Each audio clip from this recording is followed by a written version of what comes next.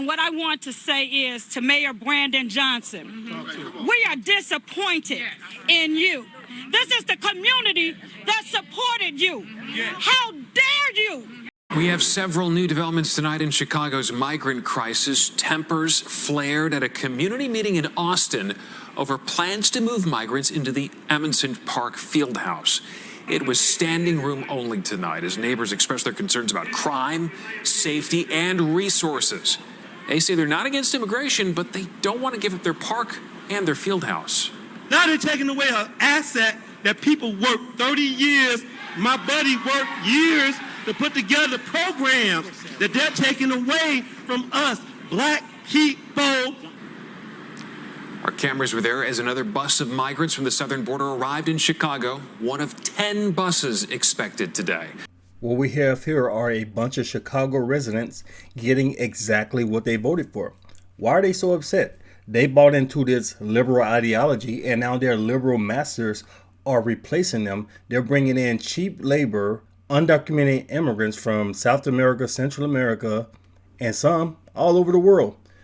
And many of these people, they don't even like these black residents that they're around. They hate the idea of being around them, but they'll suffer it because they're getting free resources from the tax dollars of these people in these neighborhoods. And these people over here are so upset, thinking that they can change their liberal government, thinking that if they shouted, if they protested, then the minds of the mayor and the city leadership is going to change. But what they're not understanding is the liberals in Chicago don't work for Chicago voters. They work for the DNC and the leaders of the Cook. This is the Vice Signal Podcast.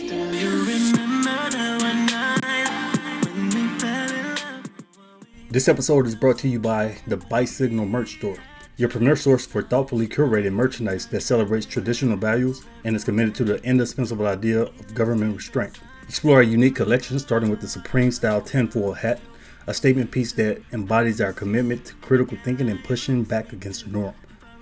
Make a statement with the Free Trump shirt, boldly displaying the captivating mugshot of the former president, which instantly became the most famous picture in the world. At the Bicycle Merch Store, we're more than just products. We're a community dedicated to celebrating and defending traditional values. Sign up for promotions and receive 10% off your very first order. Don't miss out on these exceptional items. Embrace tradition, champion freedom, and shop now at tvsmerch.com. Okay, so Chicago is going through hell. Specifically, the south side of Chicago, the black neighborhoods in Chicago, they're going through hell because they're dealing with an influx of migrants that they can't sustain. They're spending millions of dollars, millions on resources every month to take care of illegal immigrants coming from South America, coming from Mexico, coming from China, coming from parts of Africa, mainly the Latin America area, obviously. And these people in Chicago who voted for Joe Biden, who is all about these open border policies, black women voted for Joe Biden at a 95% clip. These people are mad, they're bitching, they're upset because this open border policy, this thing that they voted for, is coming back to bite them in the ass. So we're going to take a look at a local news clip in Chicago to see the latest. Pilsen became the latest Chicago community to add hundreds of migrants to its population tonight. You can see the buses arriving this afternoon. According to the city, 10 buses were expected today. There are nearly 10,000 migrants living in Chicago shelters right now and more than 3,000 awaiting placement. It was standing room only on the northwest side where neighbors say they are frustrated. A new shelter could mean they lose access to a popular park. That's where we find CBS 2's Jermont Terry, new for us tonight at 10. Well before this West Side community meeting got underway, residents were fired up. They put up signs expressing their frustration to their community field house at Amundsen Park, turning into the latest immigrant shelter in Chicago. Signing here. While inside, Galewood residents stood shoulder to shoulder as they lashed out at city leaders. We're not anti-migrants, but it shouldn't be on our backs. When the nearly 200 immigrants move into this field house, it will force seniors and even youngsters to go elsewhere. And that's what's upsetting. For them to just sit up here with this crap and we're supposed to listen to it. City leaders tried explaining the decision, but the crowd did not want to hear much of what they were saying. My name is Beatriz Ponce de Leon. I'm the Deputy Mayor for Immigrant, Migrant, and Refugee Rights. And if you think it was loud inside, it was just as rowdy outside because many people were not allowed in because they reached capacity. We're not here to dismiss your feelings. Feelings and emotions ran high by the fact, once again, the community was blindsided that migrants were moving in, an ongoing theme by the Johnson administration. Our tax bills are paid into the Park District. Nobody asked us for permission. Nobody asked us how we felt about it. 29th Ward Alderman Chris Taliaferro opposes the shelter, a decision he says the city told him about days ago. These decisions need to be brought to the community. We lose this. You know how far our kids have to go to do activities? Longtime resident Thomas Simmons is baffled the city will shut down a booming park, sending not only children but seniors to other facilities. What are they going to do? The decision is final, and those in Galewood wait to see how this shelter will impact their neighborhood and property values. It angers me tremendously to put our community at risk. The immigrants could move in as early as Friday. You work for us. You work for us. No, they don't. These voters need to come to grips with reality. The DNC, the Democrat Party, are a hive mind. These orders come from all the way up top. So even city council members in some medium-sized town somewhere, especially a big city like Chicago, the mayor, the council members, the aldermen, all of these guys have to conform with the mentality of the larger Democrat Party. It's not like the old days where you will have a mayor in an isolated city who can think for himself and come up with policies that's best for a city. No, all of these orders come from on high. So if the governor gets out of line, if the mayor gets out of line, if any of these people get out of line, then they're going to be replaced by somebody who's going to conform to the will of the cult leaders. So they can go bitch and cry. And like they said in the clip, the order is final. So y'all went in there, wasted your time, took time off of work, showed up there, did all that yelling, told your stories, gave all these sob stories. This is so sad. We paid taxpayer dollars. And at the end of the day, the Democrat leader said, we don't give a damn what y'all think. We don't care if y'all taxpayer dollars paid for it. We don't care if it's going to impact your neighborhood. We don't care if these people are criminals. They're bringing drugs. They're bringing crime. They're rapists. Like Trump said, and some, I suppose, are good people. But the DNC leaders didn't give a damn. They said, we're putting these people in this neighborhood and we don't give a damn what y'all say. And like the guy said, we're not trying to dismiss your feelings. Yes, they are. They showed up. They had that meeting. The whole point of that meeting was to just give lip service, to pretend, to give the illusion that they gave a damn. That way they can make these people feel comfortable. And next year they'll go vote for them again, which they will do because they're brainwashed. But it's not over yet. Like I keep saying about Chicago, you got some more coming. They're saying 25 busloads of migrants about to hit the state of Illinois per day. Chicago is expecting 1,250 new immigrants, illegal immigrants, per day. So this neighborhood that you guys have, say goodbye to it. It used to be y'all's, but this thing is about to be overrun with illegal immigrants in a short span of time, maybe 10, 15 years. You guys are going to be the minority in this neighborhood that you have for decades. But these voters, they're going to keep voting for it. They're going to keep bitching and complaining. They're not going to expel Brandon Johnson. They're not going to push him to get rid of the sanctuary city status. They're not going to push for him to call ICE. They're not going to push for Biden to help all these people to be deported. They're just going to conform to the Democrat Party. Because like some of these people say, I know the Democrats are doing us dirty. I know they're treating us like shit. I know that they're prioritizing their own wills and they don't give a damn about our neighborhood. But we're going to vote for him anyway. I just can't bring myself to vote for Trump because Trump is such an evil guy. Even though Democrats run the city, even though you have a Democrat mayor, the council members are Democrat, the governor is Democrat, the Border Patrol czar, Kamala Harris, is a Democrat, the president is Democrat, Mayorkas, the Homeland Security guy, all Democrats. They're putting all these illegal immigrants in your neighborhood. They're taking away your resources. They're draining your taxpayer dollars and spending them on illegal immigrants. But I can't vote for Trump. Trump is evil. This is what brainwashing does to people.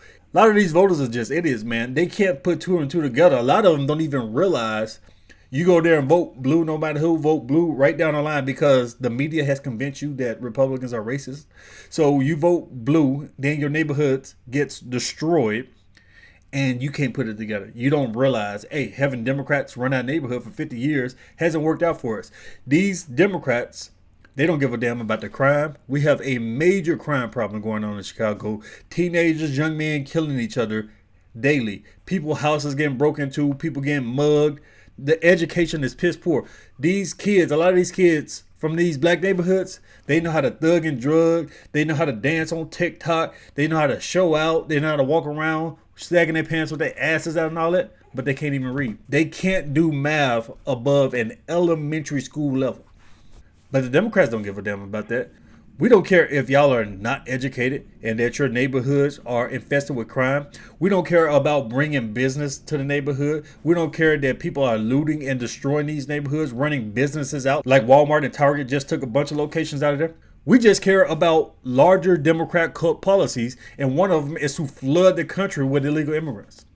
But like I keep saying, these black people, man, they vote on emotions. They don't see it. They just get convinced by the media that Republicans are racist, that nobody can do anything for them, that they should just vote Democrat because Democrats are going to be their saviors. And all the Democrats have to do occasionally is to just give them some type of empty gesture to say, hey, we care about you. Let's give them yet another MLK statue. How about we make Juneteenth a holiday? Let's put Barack Obama in. Look, we got Kamala Harris. She's allegedly black. Y'all happy with that? And these black people just fall for it. Then they put in a black Supreme Court justice. Gavin Newsom in California. He just replaced Dianne Feinstein with a black woman who's not even from California as a senator. And you can get on social media and see black women celebrating. They're dancing and crying and all of that because they're saying, look, we got another black woman. But it does nothing for their families, for their communities. These people still can't read. These people still can't do math above a third, fourth grade level. Businesses are still leaving these areas. You have food deserts, people struggling to get medications. But hey, we got a black senator. We have an alleged black vice president. We got a new statue. So these people are just going to keep voting for this stuff no matter what. And we're going to take a look at another clip. A youth football team in this area, they also just lost their space, their building. They were kicked out for illegal immigrants. Let's take a look. The football team, along with over 600 Chicago residents, showed up here to protest and tell the Democrats how displeased they are.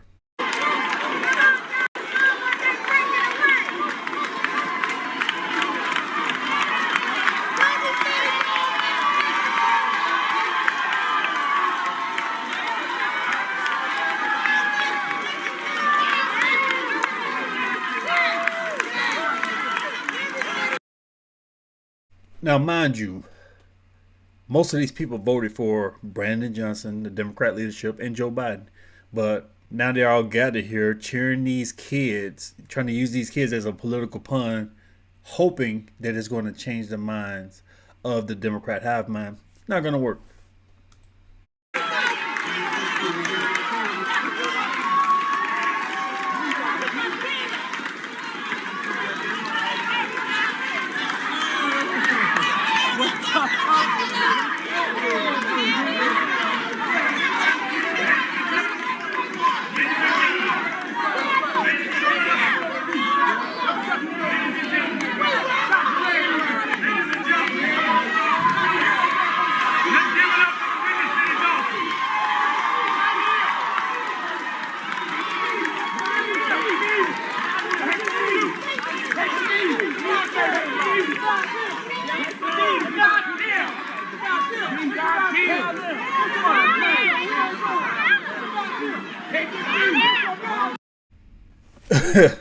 So there it is.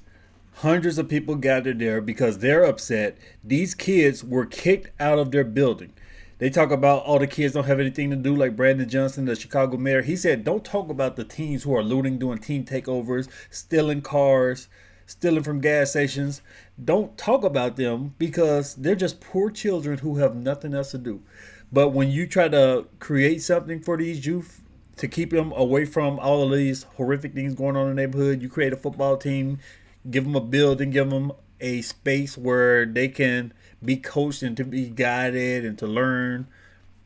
That's superseded by the DNC's desire for illegal immigrants. So you bring in 1,250 illegal immigrants per day, you run out of space and say, hey, these black kids over here who are playing football, that's a nice building that y'all have. We're going to take it. We're going to take your building that the taxpayers paid for. We're going to take this building away and give it to some illegal immigrants. And we don't give a damn because we know that y'all Negroes are going to vote for us again. So at some point, I just got to acknowledge that these people can't be helped, man. They can't stop themselves from voting for disastrous leaders. They got rid of Beetlejuice, Lori Lightfoot. We thought it was a good thing. Goddamn, we finally got this trash mayor out here. They elected a mayor who's worse. And eventually, when Brandon Johnson is gone, they're probably going to get somebody worse than him because these people are brainwashed.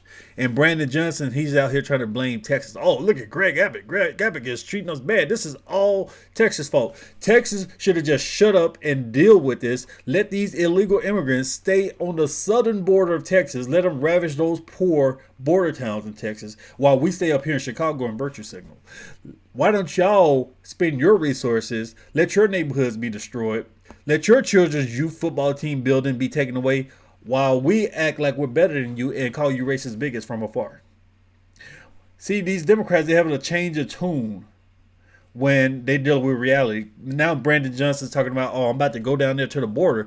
I want to see in person how things are. So what he's going to do is go down there and do a photo op. What Brandon Johnson needs to do is, if he want to go down there, he needs to go to these border towns for a significant time and get an actual feel for what these people are dealing with.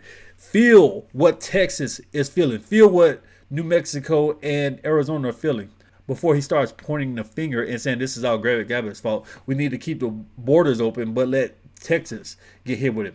And these lines are coming from on top, the cult leaders, because what they're basically trying to do is flood Texas with illegal immigrants and turn Texas to a purple state. Turn Texas into a swing state and eventually turn Texas blue like they did California and like they're extremely close to doing Arizona right now. Arizona is a swing state. Used to be a Republican state. 2020 went to Joe Biden. All types of fishiness in that, but that's a different story. Texas used to be solidly red. Now it's bright red, pushing the purple because they've been hit so hard. If you look at the election map, Texas is solidly red all over except for the major cities because all major cities are blue. And the southern counties, the counties along the Rio Grande, the border with Mexico, they're all blue. They're all faithfully voting for Democrats because they're hit with a massive influx of illegal immigrants. They let these illegal immigrants vote. They bring in anchor babies. Generations later, you have all types of Latinos who are going to vote Democrat 2 out of 3. But now these city leaders, like in Chicago, Brandon Johnson is blaming Greg Abbott, saying, oh, he's human trafficking. This is illegal. He needs to be thrown in prison for this. You're kidnapping migrants and throwing them on a bus and delivering them to Chicago. This is illegal. Let's take a look at this illegal immigrant. You're free to go all anywhere you want. You're free to. Okay, it's no problem if I go to Chicago. Anywhere you want. You're free. A migrant asks a Border Patrol agent if he can leave, and the agent tells him yes. So you got Border Patrol, first of all, Border Patrol going under the policies of Joe Biden saying, hey, you're free. We gave you a court date. You came here seeking asylum. It's 2023. We gave you a court date for 2033. Come back here to San Diego in 10 years for your court date. In the meantime, you're free to go wherever the hell you want to go in the country. And this illegal immigrant said, oh, I'm free. I can go to Chicago. So is this human trafficking, or are these illegal immigrants voluntarily going? Because when they arrive down there to Texas, they don't want to stay in these ravaged border towns. If they're getting free rides to New York and to Chicago, they're going to take those free rides. So the bus industry is doing well. These guys are creating jobs. Like I said before, Greg Abbott is looking like a genius. This should have been done a long time ago. 25 buses per day hitting Chicago. How many jobs is that? How many jobs is it? You got the bus drivers going to New York and to other major cities, D.C., and it's making the Democrats look like a bunch of hypocritical fools. And the crazy part is these residents don't realize how Their neighborhoods are getting flooded with these illegal immigrants, but when a handful, only 50 of them, were sent to Richville, to Obama's playground, to Martha's Vineyard, where they have all these massive mansions, when 50 of them were sent there, they called the National Guard to get them out of there. Within hours, them people were gone. These Democrats, these virtual signaling, Obama-loving Democrats, wanted them out of there immediately, and they got the money, so the governor said, I'm calling the National Guard to get them out of here. But when they hit these lower income, lower educated areas like Chicago, when they hit these black neighborhoods in Chicago, ain't no National Guard coming. The DNC said, this is what we want them. We don't give a damn about y'all. The Latinos are going to be our new voter pack. We got y'all locked. Y'all are going to vote for us at 90% clip. Black women, 95% of y'all going to vote for us. So we don't give a damn about y'all feelings because y'all a bunch of brainwashed Negroes who are going to vote for us again. So we're going to keep flooding your neighborhood, and you can just deal with it. And now we got these mayors, they've been bitching so much. So Joe Biden has gone full-blown bigot because now Joe Biden is starting to build a wall. You remember that wall that they said was racist? The wall that they said doesn't work? That Joe Biden, Hillary Clinton, the leftist media, all those people said the wall didn't work? Joe Biden is building wall. This same wall that Trump was building, Joe Biden is continuing the project. But I thought walls didn't work. Even though all these leftist elites in Hollywood and in DC with their mansions, they have walls around their big compounds, around their mansions. Even though walls allegedly don't work. They're building a wall over there in Ukraine. They built a wall in Israel, in the Palestine area. Even though walls allegedly don't work. And now Dixiecrat Joe Biden is building this wall up. But hey, you get what you vote for. So we're going to move on to another story. Speaking of Ukraine, we're going to talk about what's going on in Ukraine right now. So there's some problems going with NATO. Supporting Ukraine has put a tremendous amount of pressure on NATO, especially the Eastern European states. Because for the last couple of decades, NATO normally gangs up on third world countries. They'll gang up on somebody like Somalia, Afghanistan, Syria, and even North Korea way back in the day.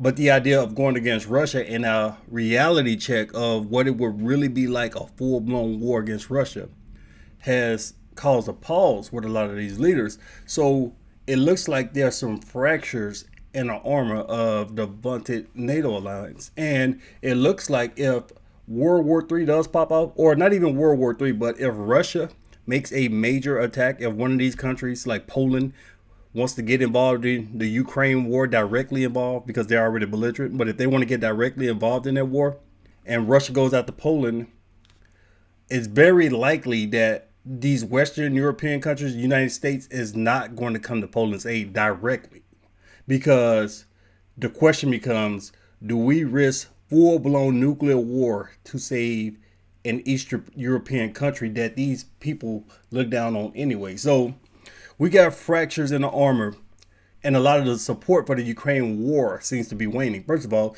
it's not in the news, in the public eye. People don't give a damn as much. The first several months, people kind of cared. The first year or so-ish, people somewhat cared. It's been a year and a half, over a year and a half, and a lot of people just don't give a damn. And a lot of the people in Europe, especially Eastern Europe, the citizens are sick and tired of it, because they're coming to realize that their role, especially when you look at these Baltic states, a lot of these countries are realizing that their role is to just be cannon fodder. So they will get ravished and annihilated by the Russians, while countries like France and England cower. This is the sentiment of a lot of people. And in addition to that, these countries already have issues among themselves. So people back in the day thought that creating this alliance would just completely give U.S. control over Europe, and it largely has, but it can't have full control because these countries have issues that go back centuries. So we got Zelensky showing up to a NATO summit thinking that he was going to get a guarantee of admittance, saying that possibly, maybe, could be, after the war is over with Russia, if the West's fantasy comes true that Russia completely withdraws from Ukraine and Ukraine has Crimea and all the territory, that Ukraine will be admitted to NATO. And we got these people over here at this NATO summit. They were more interested in their own agendas. You got the leaders of France and Greece and Poland, all these countries, they're trying to see what they can do for their own country. They're not worried about Ukraine. Zelensky is over there. He's standing alone. People just quickly shook hands with him, walked away. Like, look, man, you're not the star of the show. This is a NATO summit. You may have come over here for something. You're getting your ass kicked by Russia right now. But we got our own agendas right now. So get the hell out of my face. So he didn't get what he wanted. So he was very disappointed in that. And he went to the UN because he's kind of seeing a lot of this support waning, even though Western media kind of hides what is actually going on over there. So Zelensky took a shot at Poland. He started sneak dissing the leadership at Poland. Let's take a look. And it is alarming to see how some in Europe, some our friends in Europe, play out solidarity in political theater, making thriller from the grain. And they may seem to play their own role, but in fact, they are helping set the stage to a Moscow actor. And Poland has summoned Ukraine's ambassador over those remarks. Warsaw's deputy foreign minister said that they were hurtful to the Polish people. The statement that countries such as Poland are supporting Russia is completely inconsistent with reality. So Poland wasn't too happy about what he said. So Poland and Ukraine are now at odds. United States was using Poland as a base to send weapons to Poland and then to Ukraine because the United States didn't want to go directly to Ukraine. So right now, Poland said, you know what? We're going to ban all grain imports. Ukraine is already devastated. Economy is completely destroyed. It's only alive right now because the United States is spending billions of dollars to prop up the Ukraine economy. But Poland is saying, you're not going to import any grain products to our country. Screw you. Let's take a look, in fact, at some of the stuff that the Polish leader said. Wysyłki broni, bo my teraz przede wszystkim zbroimy się sami, ale hub w Rzeszowie, specjalne centrum. So I don't have a translation for that, but apparently he was clapping back at Zelensky. You got the president of Ukraine, president of Poland, taking shots at each other. And in addition to Poland banning grain imports, they told Ukraine, we're also done transferring weapons to y'all. United States DOD is upset about that, trying to convince Poland to just do what the hell they tell them. But no grain transports and no weapons transports from Poland to Ukraine. There's fractures in this NATO arm. I'm trying to tell you, because Poland is realizing that if they get attacked by Russia, if they get into a full-scale war with Russia, they would probably not, very likely not see boots on the ground from American soldiers and from UK soldiers. And the Polish leaders, they know exactly what's going on the ground, even though the Western media, like I keep saying, the Western media is trying to say, Ukraine is winning, Ukraine is winning. The Russians are incompetent and they're weak. The Polish people know exactly what's going on. They know that Ukraine is being annihilated. We have reports now that over 500,000 Ukrainian men are dead in America's proxy war. So I'm going to read a quote from the Polish president to see what he had to say about Ukraine in this war. He said, Ukraine is like a drowning man. Anyone who has taken part in rescuing a drowning man knows that he is incredibly dangerous, that he can drag you down to the depths. That's a hell of an analogy. Ukraine is like a drowning man. So Poland knows if it gets into this war trying to rescue Ukraine, if it keeps provoking Russia, it can be annihilated too. The United States will not risk New York City and Washington, D.C. for Warsaw. In fact, that old quote for, I think it was Soros's back in the 90s, when he came up with his plan to say, instead of fighting Russia directly, it's better that we persuade these Eastern European countries to be our cannon fodder, to fight for us. So that's why the United States has all these Baltic countries and Poland, and they were sweet talking Ukraine. This is the reason, because you bring in all these weak ass countries who have no shot at beating Russia, and they bring nothing to the table militarily to boost NATO. What the hell does Lithuania do to make NATO stronger? Nothing. But they're cannon fodder, they're shields. So if something pops off, something larger than this war pops off, you can push these Eastern Europeans in front of you and have them do the dying, just like Ukraine is right now. And you can have the rest of them, Romanians, the Poles, the people up there in the Baltics. You can have them get devastated, their cities destroyed, their men die, while the UK men, the French men, the American men sit on the sidelines and watch. And maybe they come up with some other plan. But right now, Poland says, look, man, Ukraine is a drowning man and we don't want any part of it. We're done shipping weapons. In fact, Ukraine have pissed us off, so we're also done trading with them. And even Germany and Poland, they still have issues because, especially in the older population, a lot of the people in Poland still remember. They haven't forgiven Germany for what happened decades ago in World War II. United States is saying let bygones be bygones, but these people have decades-long animosity that has nothing to do with the Americans. And you can go even further back than that, back to the time of Prussia and back to the time of the Polish-Lithuanian Commonwealth. These people have issues that go back centuries. So they are cracks in the NATO armor. These people in Poland are accusing Germany of trying to control Poland. Some are accusing them of planting politicians to be in certain positions in the Polish government, even accusing Germany of pushing a certain candidate to try to be the next Polish president. They're saying Germany is trying to control their gas supply, their economy. And Germany offered to put U.S. Patriot systems in Poland. Poland didn't even want them coming over there, but the U.S. eventually made them do it. And one of the problems that this Germany-Polish rivalry, these issues have brought to this Ukrainian-Russian war, this American proxy war, is they stopped the idea of building a tank hub. They were going to build a logistics hub for the German Leopard 2 tank where they can ship tanks and do repairs and all that in Poland so the tanks could more rapidly be deployed to Ukraine. And Poland said, you know what, screw you, Germany. We don't want you here. And apparently Germany didn't even want to share some military tech with the Poles. So the deal's off. There will be no tank hub as of now anyways. There will be no tank hub for the Ukrainians in Poland. Then you have another country that bordered Ukraine to Ukraine's west, Slovakia. They're done. They have a new president. He just came in and he ran on the premise that he's going to get out of this proxy war. His campaign slogan was not a single round, saying that they're not shipping any more weapons. Nothing to Ukraine. If Ukraine and Russia are going at it, hey, Slovakia, we're out of it. We're not about to be cannon fodder, because if Russia attacks Slovakia, this is the sentiment of the Slovakians.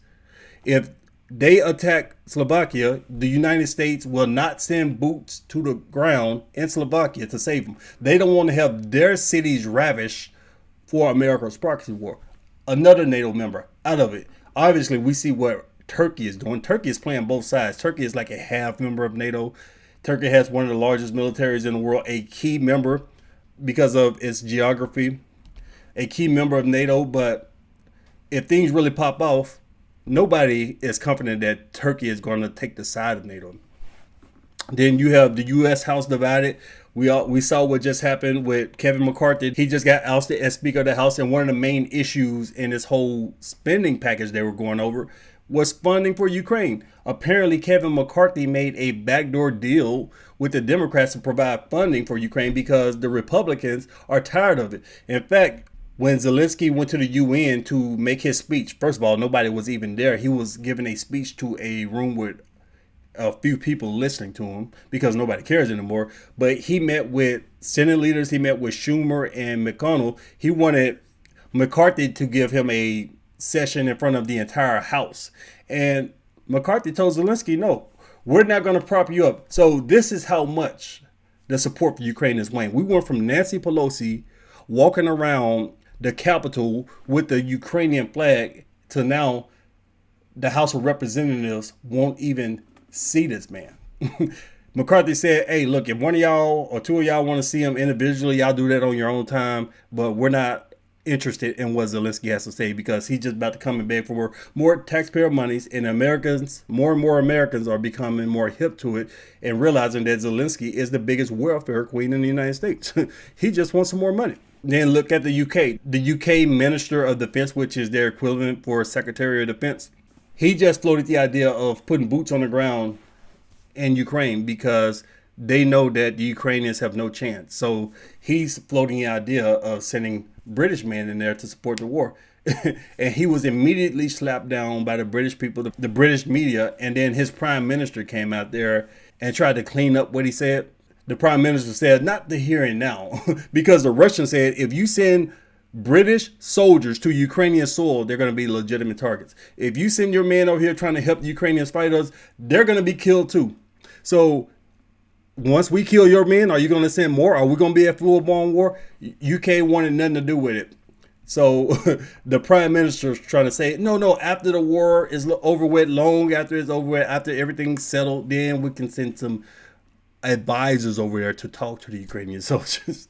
So UK is not trying to fight Russia, man. They're not going to send boots to the ground. And this is another indicator for countries like Slovakia and Hungary and Poland. They're realizing that if they get hit, there's not going to be a savior coming for them. And look at Hungary. Hungary knows that this is a lost cause and all you're doing is just wasting lives. The blood of Ukrainian men wasted. Let's look at what the Hungarian president had to say. Who was invaded by Russia, the very country, you grew up with pictures of tanks going into Budapest. Why are you opposing the European aid? No, it's emotionally, it's tragic. So we, all of our heart is with the Ukrainians. We understand how much they suffer, but I'm speaking here as a politician who should save lives. So the most important thing for the international political community is to save lives, especially when you are convinced, as I do, that there is no chance to win this war. So therefore, what we should do far more energy invest into to convince everybody that the only solution is ceasefire. And then after the ceasefire, peace talks should start. And then we could back to your point, yeah? But do you really think there is no chance of Ukraine winning? That's my point. They stand very little chance of winning without the aid which you are currently blocking. No, my position is that looking at the reality, looking at the figures, looking at the surroundings, looking at the fact that NATO is not ready to send troops, it's obvious that there is no victory for poor Ukrainians on the battlefield. That's my position. That was always my suggestion to everybody, that instead of to manage to have a stronger involvement into the war, escalation should be stopped and we should argue in favor of peace and negotiation. This is just a war of attrition. The United States is running out of weapons quickly. They're pulling weapons from South Korea at this point because South Korea and North Korea had millions of weapons, rounds, ammunition, artillery left over from their war decades ago. United States took weapons, seized weapons from Iran, and they're sending those weapons over there, those rounds, to Ukraine. Even though the Americans say, oh, Iran is trash, their weapons ain't worth crap, they're sorry, but you're sending Iranian weapons over there for Ukrainian use. The United States defense production is not ready for this type of war. So the United States is too accustomed to these light wars. Last 30 years, you've been over there in Africa and the Middle East fighting these countries. And it doesn't take much of American firepower to take down a bunch of cave-dwelling goat herders. But when you get into a full-blown war with a modern military, it takes enormous weapons production, and the United States defense industry will take years of investment to ramp up to even get to the point where it can do that. They're running low on the Javelin missiles, the HIMARS, MLSR rockets, the 155 ammunition. They're so limited on so much of this stuff they're taking from their own units. So the United States units can't adequately train. All of them can't, because they've taken systems and weapons from their own units and shipped them over there to Ukraine. They've given 30%, allegedly 30% of their artillery fire to Ukraine. And the crazy part is, it's not even worth it. It's far less than what Russia is fighting. Russia is reportedly firing 10x artillery rounds compared to Ukraine. And that's one of the reasons for the casualty difference, because Russia just has way more firepower. Russia is ramping up way quicker than all of NATO combined. And this is one of the major reasons why NATO isn't ready for this war, and why a lot of these Eastern European countries are starting to pull back their support.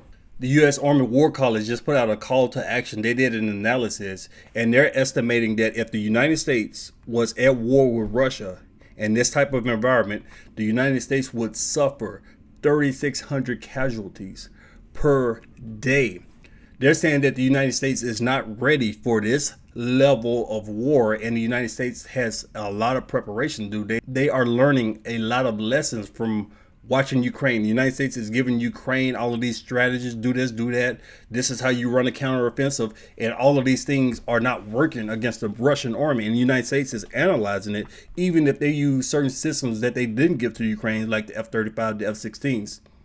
They're estimating thousands of U.S. casualties per day, and they will have to recruit over 800 people a day just to replace that. And these are levels of casualties that the American public would not allow. 3,600 a day, you're talking about within a few days, you would outpace 20 years in the Middle East. So all of these countries, they're looking at this, they notice that the defense planners, they're aware of the reality of the situation, no matter how hard Western media tries to gaslight people. But we'll see what happens. So the mud season is approaching soon. It's about to start raining over there in Ukraine. Things are going to get bogged down. Things might slow down. And last year they had a relatively mild winter. They're not predicting such a mild winter this time. We're going to see how that works with the gas trade over there with like the Germans and the Poles, how much they really need that cheap Russian gas versus this expensive gas that the United States has to ship over there. But these Ukrainians, the leadership, they were dumb anyway, because they should have never bought into this Western fantasy. You're going to be part of us. You're going to be with NATO. Screw Russia. We know that you guys are the same people, the Russians and Ukrainians. You guys are Slavic brothers, but screw them. Let us use you as cannon fodder so we can study our weapons. We can study techniques. We can study strategies. We can try to weaken Russia while hundreds of thousands of your men die. The best thing Ukraine could do is separate itself from this fantasy sold to them by the West, make peace with Russia, with Belarus, and don't fall into that Western crap again. But I don't know if that's going to happen with Zelensky. And right now, there's a lot of hostility in Ukraine against Zelensky, especially in the Ukrainian army. So they might get rid of him. They might run a coup on him. Who knows? We'll see what happens with that. But so if you enjoyed today's episode, leave a like, share it, and I'll see you guys next time.